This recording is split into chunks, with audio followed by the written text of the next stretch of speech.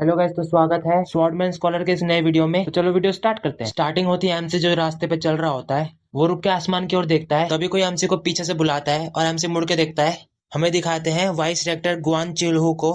MC हंस के कहता है, आप यहाँ क्या कर रहे हैं? गुआन कहता है, मैं बस यहाँ से गुजर रहा था। गुआन आगे कहता है, तुम अब ट्रेनिंग की जगह पर क्यों नहीं आते? एमसी थोड़ा हंसते हुए कहता है, मुझे वहाँ क्यों जाना चाहिए जब कोई मेरा इंतजार ही नहीं कर रहा? गुआन कहता है, दूसरे लोग आपका मजाक उड़ा रहे हैं। एमसी मुड़ के देखता है। गुआन आगे कहता है, हर कोई जानता है कि वो आप ही इंसान थे जिसके पास वाइस रेक्टर इल चोंगू की रखवाली थी, और ये कि तुम उसे देखने वाले आखिरी इंसान थे। गुआन थोड़ा चिल्लाते हुए कहता है, अगर आप इस बात से गुस्सा हो जाएंगे तो लोग जरूर से आप पर हंसेंगे।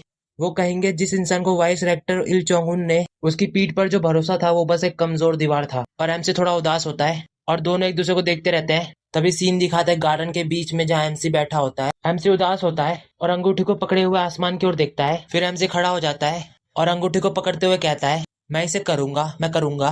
फिर एमसी वहां से जा रहा होता है। फिर रुक के आसमान की ओर देखते हुए कहता है, आपने जो कहा उसे मैं कैसे नजरअंदाज कर सकता हूँ ब्रदर? और आंखें बंद करके स्वॉर्ड के बारे में सोचता है। तभी वहां बारिश होने लगती है। एमसी बारिश में ही स्वॉर्ड मूव की प्रैक्टिस करता रहता है। प्रैक्टिस करते हुए वो रो भी रहा होता है। सीन शिफ्ट होता है अगले दिन लाइब्रेरी की ओर। हम देखते हैं एमसी को। तभी कोई एमसी को पीछे से बुलाता है। एमसी पीछे मुड़ के कहता है, ओ यूंज पार्क, इसे बीते एक अरसा हो गया है, आप बढ़िया कर रहे हो। यूंज कहता है, मैं तो हमेशा से वैसा ही हूँ, लेकिन ऐसा लगता है जैसे आप कुछ मजेदार कर रहे हैं, है ना? एमसी घबराते हुए कहता है, कुछ मजेदार?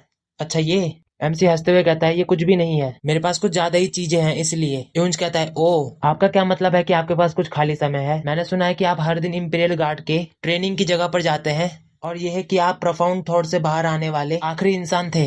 एमसी कहता है, ये सच है, लेकिन इन दिनों रिपोर्ट के लिए शायद ही कोई भीड़ है, और स्टोरी टेलर को बुलाना भी कम हो गया है। यूंज हंसते हुए कहता है, क्राउन प्रिंस को जरूरी एक अलग शौक रहा होगा। एमसी मुस्कुराते हुए कहता है, नहीं, मैं इससे सहमत हूँ। एमसी कहता है, ये बहुत अजीब है कि मैं इतना बिजी हूँ। मुझे लगता है असल में अजूर ड्रैगन हॉल के स्कॉलर का रोज की जिंदगी ऐसी ही होती है। एमसी जाते हुए कहता है, तब मैं सबसे पहले अपनी छुट्टी लूंगा। यूंज कहता है, हाँ, अपना ध्यान रखना। एमसी जा रहा होता है। यूंज एमसी को देखते हुए मन में कहता है, मुझे हैरानी है कि सब कुछ ठीक है इस फॉरबिडन शहर में जहाँ शैतान छुपे हुए हैं। मैं बस यही आशा करता हूँ कि कॉलर वू जैसा ईमानदार दिल वाला इंसान थोड़े दिन और रह सके, क्योंकि हम कभी नहीं जानते कि जो लोग वाइस रेक्टर इल चोंग उन पर झूठा आरोप लगाते हैं वो उन्हें फॉरबिडन शहर से कब बाहर निकाल दे। और हंसते हुए कहता है, सच में मुझे दूसरे लोगों के बिजनेस में अपनी नाक घुसाने का शौक है। मेरी जिंदगी में कितना ट्रबल है। और हंस रहा होता है। सीन शिफ्ट होता है एमसी के घर पे। एमसी बुक को देखते हुए मन में इमेजिन कर रहा होता है।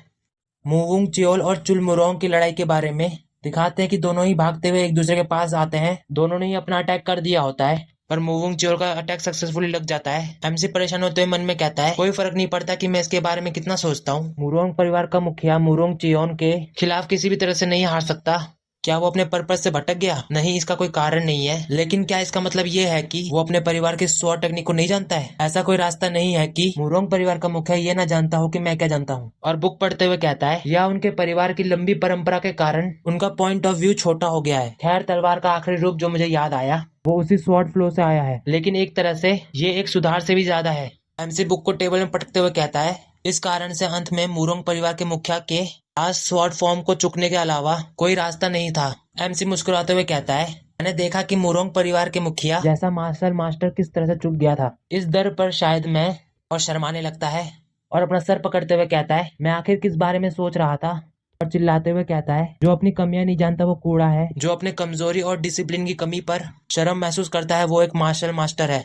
एक मार्शल मास्टर जिसने अपना जीवन मार्शल आर्ट के लिए निछावर कर दिया है। वो कैसे नहीं जानता कि मैं जानता हूँ? और शांत होते हुए कहता है, लेकिन अगर मैं सही हूँ तो क्या होगा? अगर वो अपने परिवार के पारंपरिक पॉइंट ऑफ व्यू से ऑब्सेस्ड है और अभी भी नहीं जानता कि वो क्या देख रहा है, क्या उसे किसी फ्रेंडली एडवाइस की जरूरत नहीं होगी? और खड़े होकर शर्माते हुए कहता है, क्या एडवाइस? मुझे इस बकवास को बंद करना होगा।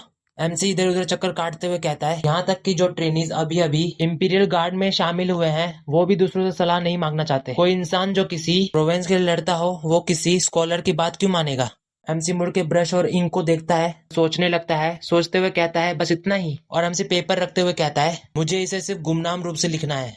मैं किसी भी तरह से थैंक यू की उम्मीद नहीं कर रहा हूँ। और फिर पेपर में लिखना शुरू करता है। एमसी लिख के खत्म कर लेता है और अपने लिखे हुए पेपर्स को देखते हुए कहता है, ये पहले से ही 1 दर्जन से ज्यादा पेजों का है। क्या ऐसा इसलिए है क्योंकि मैंने अभी तक कोई रिपोर्ट नहीं लिखी है? और थोड़ा शर्माते हुए कहता है, लेकिन ये सच में इम्प्रेसिव है। और कहता है, अगर मैं इसे इस तरह भेजूंगा तो ये अश्लील होगा। किसी तरह इस पर साइन करना अभी भी बेहतर है ना?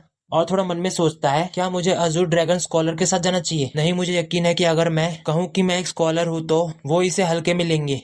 एमसी फिर थोड़ा सोचता है और फिर से ब्रश उठाते हुए कहता है क्योंकि मुझे इस स्वर्ग से परे फॉरबिडन शहर में अकेला छोड़ दिया गया है और तलवार को कंट्रोल करना सीखते हुए अजूर ड्रैगन हॉल का स्कॉलर बन गया। ये मेरे अलावा और कौन है। और पेज पर लिखता है स्वर्ग की पहुंच से दूर Azzur dragon sword ruler. MC मुस्कुराते हुए कहता है ये सुनने में अच्छा लग रहा है और खिड़की से बाहर देखता है और कहता है क्या मुझे यूंज पार्क से ये लेटर कल ट्रांसपोर्टेशन एजेंसी पर छोड़ने के लिए कहना चाहिए। और इसी के साथ ये एपिसोड खत्म होता है।